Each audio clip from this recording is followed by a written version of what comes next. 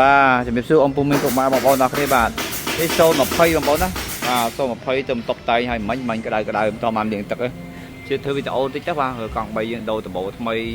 ដូរទឹកអាវភ្លៀងឲ្យថ្មីអស់ហើយបាទមានកែបវែងស្រាប់បងប្អូនណាបាទជាប់មកពីចាស់មុនដៃយកោតាប់ឡូនៅស្រស់ស្អាតទេបាទញ៉ៃទេបងប្អូនបាទមិនតាន់លាងស្អាត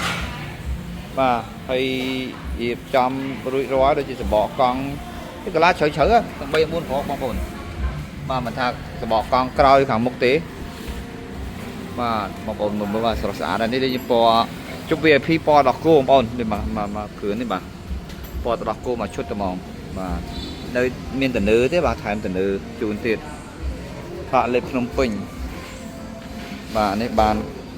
បាទកាងអ៊ីណុកអានេះជាប់ពីគេមកយកអត់ដោះទៅណាទេតែម៉ាស៊ីនបងប្អូនអើយមើលម៉ាស៊ីនបាទស្អាតបាទស្អាតមែនតើតមកឆេះណាបាទវះគូក្រោយជូនវាជាស្រេចនិយាយទៅអាវ៉ាន់ថ្មីតឡើងជូនបងប្អូនអើយបាទ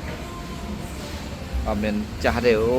អែមកបកកង់បងប្អូននេះបាទអត់មានស្ទើរទេគឺបកកង់មួយកង់សកួរអញ្ចឹងដែរនេះនៅមើលរឿងទឹកប៉ូលីយើងថតវីដេអូម្ដងទៀតបងប្អូនណាបាទនេះដោយសារតម្រៀបរួចអញ្ចឹងក៏ឆ្លៀតថតបាទផ្ដល់ដំណឹងជូនបងប្អូនที่កំពុងស្វែងរក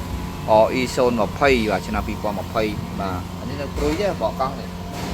បាទអញ្ចឹងកុំភ្លេចបាទហើយដូចជានៅប្រមាណគ្រឿងទៀតសម្រាប់020យើង